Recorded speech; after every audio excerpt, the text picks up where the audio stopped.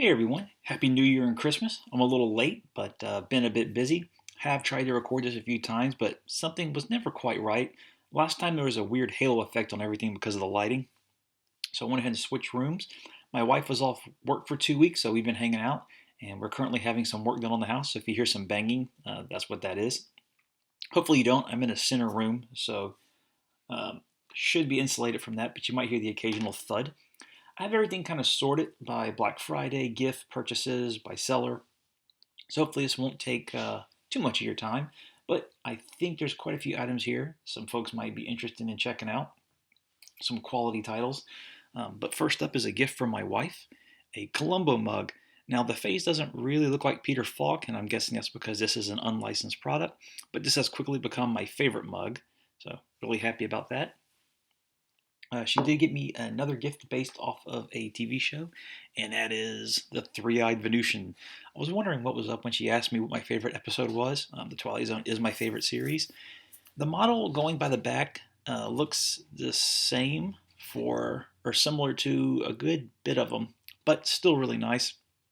This is the only bit of Twilight Zone kind of memorabilia that I have outside of just owning DVDs, so he has a place of pride in the house. If you haven't seen the episode, Will the Real Martian Please Stand Up? I highly recommend it.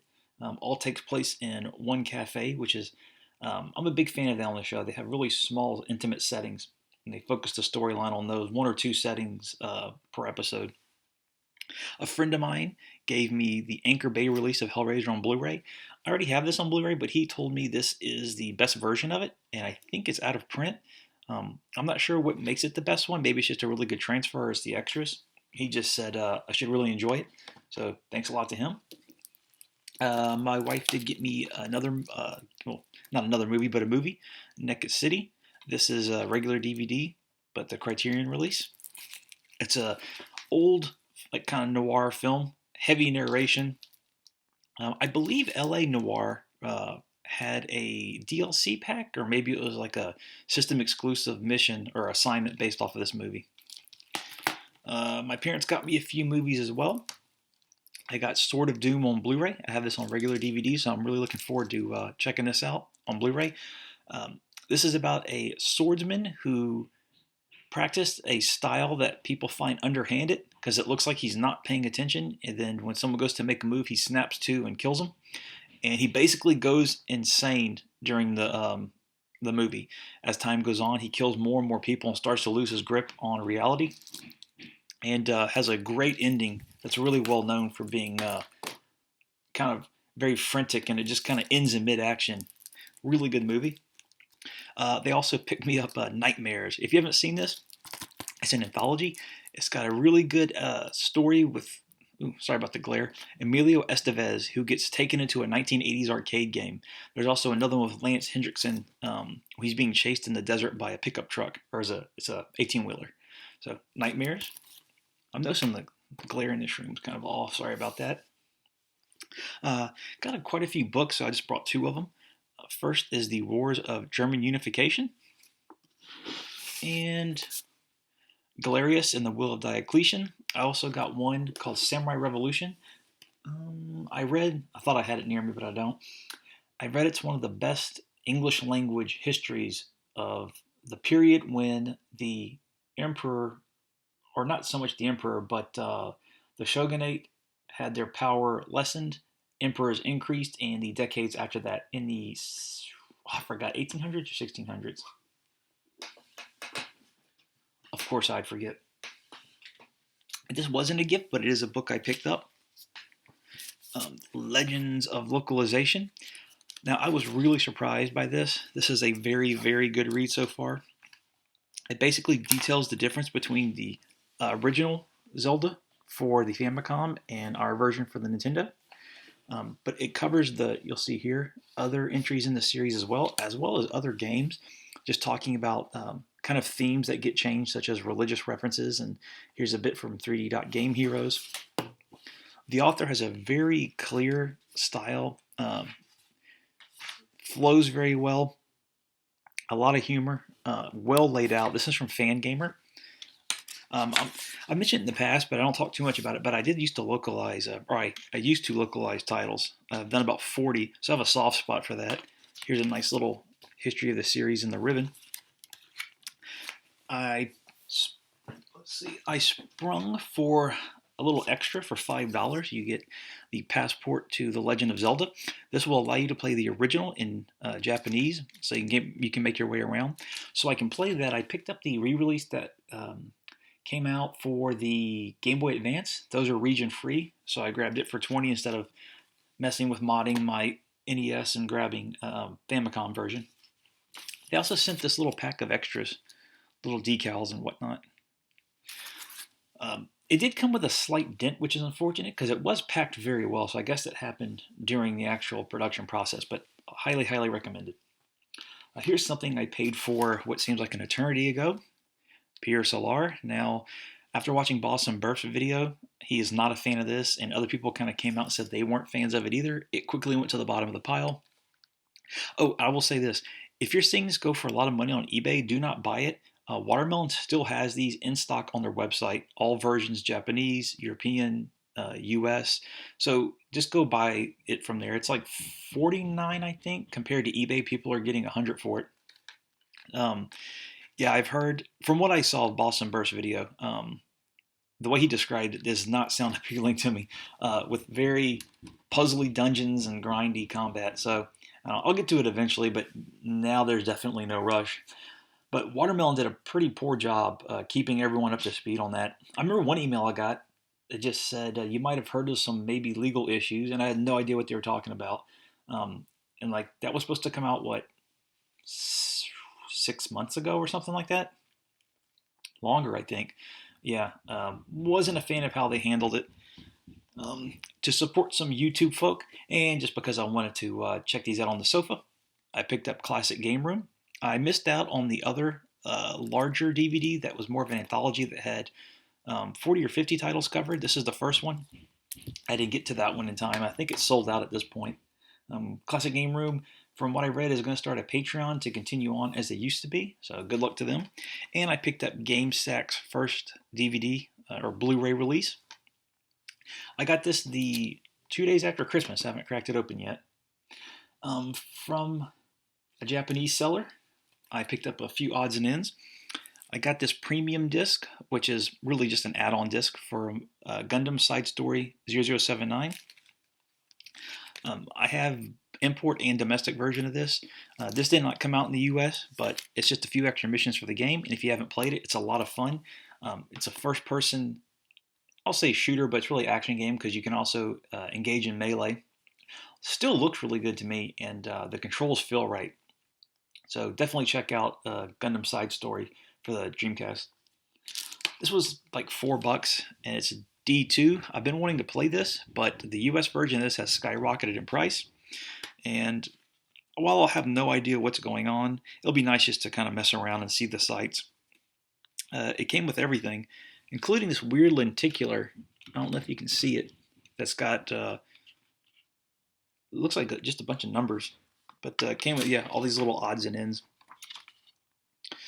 And I think one of the big bonus or pluses to the game are the weird visuals. So I'll be able to feel my way around in it. And if I really like it, I'll go ahead and spring for the US release. But for a few bucks, I figured it was worth it just to try it out. I also grabbed Art of Fighting 3 for the Neo Geo CD. This outer box is beat up, but the inside goodies look completely mint. Now, I will say, I'm not sure if this came out as a standard release. You can buy it without the extras, but I found it pretty much the same price. I think I paid $15 for this, and I've seen the regular game only go for that much. But if it was extra to get the bonuses, I would have been a little disappointed because there's an art book, a medallion, and something else, but none of it's really that good. The art book's okay, but for how much emphasis this game has on visuals, because it uses a lot of frames of animation, I would have thought it would have been much better. But, you know, got it for the game itself. Just like I said, if I had paid for the extras, I would have been a little let down. And Bubble1 mentioned this one and said I should give it a try. So I picked up Granada X. Or is it just Granada? I see the X, but I think it's just Granada. Yeah. This one was much cheaper than the US version, and I like the art a lot. Although I think the US one kept the art, which was good on whoever published it. And another item I picked up from them, because I've been wanting a light gun for my PlayStation, is Horned Owl. Now, the game in here is actually sealed, and it was cheaper for me to buy this than it was just to get a nice justifier from the US. Unless I wanted a dirty one, you can get this for 7 or 8, but this was 15 ship, so I went that route. And I grabbed it because from my favorite US seller, I picked up the US version of Project Horned Owl and a few others from them. I'll just show a couple of the titles. For the higher end stuff, he was fair, but where he saved me a lot of money was on the kind of more common games like Rage Racer here. This is in great shape, and I think it was like $8, but really good condition. I've been getting into the Ridge Racer series more. Also picked up Psychic Force from him. You can buy the import of this really cheap, but I don't see the US version come up a lot. It's an in-air fighter where you fight. The arenas take place. You have an arena, but it's in the sky. So it's supposed to offer more freedom of movement. And I also picked up Airbuster from him. This is a garbage art here. I have the manual being straightened or flattened, so I wish I would have brought it because the import art of this is phenomenal. One of my favorite covers of all time. I'm so tempted to just buy the import version to have the cover. It looks so nice. But unlike Granada, they did not keep it. They did keep it for the manual, though. That's why I wish I would have grabbed it. But for some reason, look at that jet. Look how garish that is. The missiles are, let's see. Yeah, they are purple and it looks like lime green. This is just a hideous cover. On the back, there's an offer for this tacky glove. That's a shame. But that's what we do over here. And because I picked up the first Psychic Force, I grabbed this one, the sequel for the Dreamcast. This used to be all over the place, but this was a pain to find. And of course, 2 days after I bought it, one comes up for a few bucks cheaper. But I remember the reviews giving this about 7 back then, and I didn't really have a lot of money, so I couldn't spring for 7s, but happy to now. Grabbed a few Saturn titles. Got Sky Target. Oddly enough, this used to be one of the pricier Saturn games before the prices skyrocketed. This used to be a $30 to $40 game, and I got this for about $15. I'm not sure what happened. Steep Slope Sliders used to also be about a $40 game, and it's $12 now. So figured I'd take advantage of the drop when now that I can. And I finally grabbed Duke Nukem 3D. This is the second to last Netlink game I'm missing. The other one's Daytona Championship Circuit Edition Netlink version, which I will never get. So I'll consider the Netlink collection complete. Another Bubbalon mentioned title. He had a video on ninjas, and if I can think or remember to do it, I'll link to it. So he recommended this one, and he talked about it earlier too. I was able to get this for $1. So happy to do that. Local store had it. I was really surprised, and it was marked 99 cents. So hey, go for it. A few Black Friday deals. I'll talk about those in a sec. This was a surprise. GameStop had Bayonetta 2 for $40, so I went ahead and grabbed it. Oh, my wife did get me a Pro controller for the Wii U, so I picked that up. I've been wanting it, and for some reason it goes for 50 to 60 or closer to 60 on Amazon, sometimes over 60, and it's out of stock at a lot of places. I'm not sure why they dropped it to 40, but I jumped on it. Raiden 4 has had a reprint, but this is the first print with the soundtrack. If you want it, just type in soundtrack Raiden 4, and that will guarantee you pretty much a first print run. They've all dropped in price because of the reprint, so make sure to put that in to get the original with the bonus. There is a DLC code in there. You're supposed to be able to go to UFO, enter the code, and get some schematics and stuff to print out, but their sub-site for the game no longer works. It actually just goes straight to the Amazon product page, which is very lazy. Speaking of Amazon, when people would ask for gifts on their wish list, I'd go check out Amazon, and what I like doing is going to games, 4-star and up, and $0 to $10 or $0 to $20 and see what they have. And so I grabbed a few titles because of that. I got Never Dead for $7.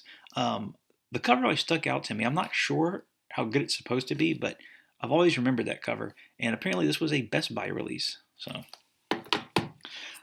for 13, I got XCOM. Now, I originally played this as part of the PS Plus release and had a really good time with it, but for some reason, towards the later stages, I was playing it off the hard drive since it was a download, and it would freeze, it would hang up, sometimes freeze and crash, sometimes just hang up whenever you do like a kill or something, and it had a more cinematic view, especially with snipers. I'm not sure what the problem was, but it made it really difficult to play. So I went ahead and grabbed it on disc. This not only comes with the original game, it comes with all DLC and a standalone expansion.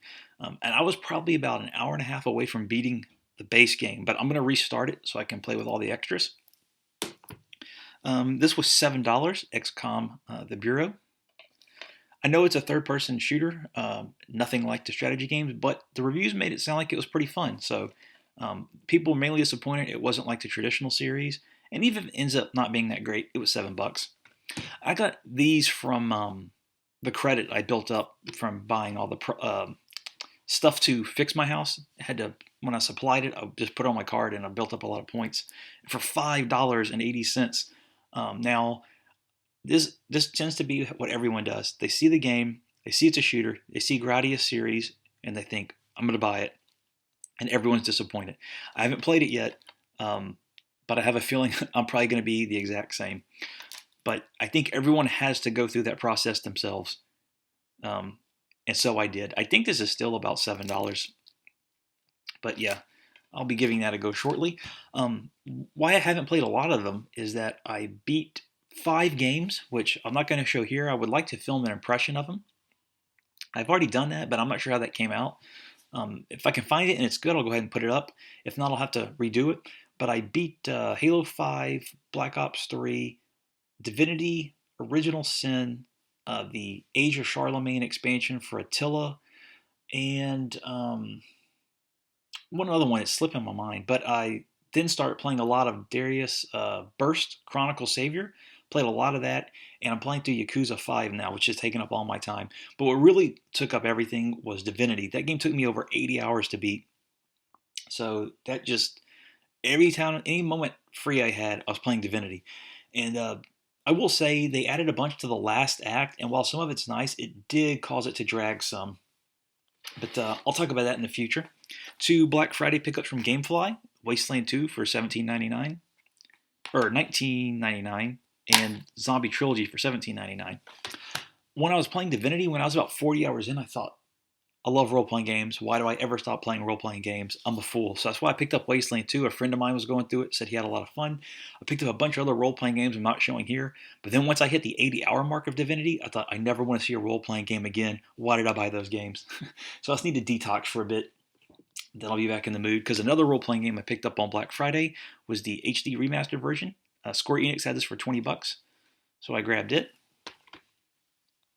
And a few other items that are kind of in limited edition boxes, though they're not really limited, is the Deadly Premonition Classified Edition. The main reason I got this is for the soundtrack. When Ignition published the Xbox version, they had a link to a free rip of the soundtrack, but they never released it officially. And I've been listening to that for years. That thread's long gone. This is the only way to get the soundtrack. I've beaten this game before. One of my favorite PS3 games. It's just a great experience, no matter how clunky or weird it is. Because it's weird gives it its charm, but it is clunky. I don't care. Love it. And the soundtrack is worth buying this. And NIS released this. Not really sure why or how they got involved in that. A bunch of people recommended this. I know Crack did. Sporadic Spacebar mentioned it. And Amazon had it really cheap. Corpse Party Blood Drive. They had it for, when I bought it, it was 25. It went up to 27, then 29, I think back to 25. So I think I bought it like 25, 26. But this came in about 2 days ago. And another new release that just came in recently is Trails of Cold Steel. Actually came in pretty good condition. I think it's because the case is really solid. Amazon couldn't bang it up too bad. But yeah, this is another one that I had pre-ordered when I was in my role-playing phase, but like I said, I'll get to those shortly. Well, 19 minutes. That's really it for now. Thanks everyone for watching. Like I said, hope everyone had a Merry Christmas and a Happy New Year, and look forward to more gameplay videos. Once I get the back sorted out, when they're done construct or doing the renovation projects, I want to put up more gameplay video. I'm about to get a few of my systems back from being modded, and I would like to do more impressions videos. My problem is that I can't add audio to gameplay because when I record in this, which is Photo Booth, the audio is okay, but when I record using another audio recording program, I get a bad echo no matter where I record from. And I used to use Audacity and what is it, Virtual Dub when I had a Windows on my desktop, but this is a Mac, and I have to rely on Photo Booth and the Elgato software. Elgato only lets you record vocals while you're playing; you can't add it post. And like I said, when I try to record just audio on this, I get a bad echo. So I have to sort that out. But I would like to do more impressions videos so I can talk about the stuff more than just show it. But I am going to do that with those games that I beat, and I'll just show the carts or the cases for those. But in any event, thanks everyone for watching. Talk to everyone later.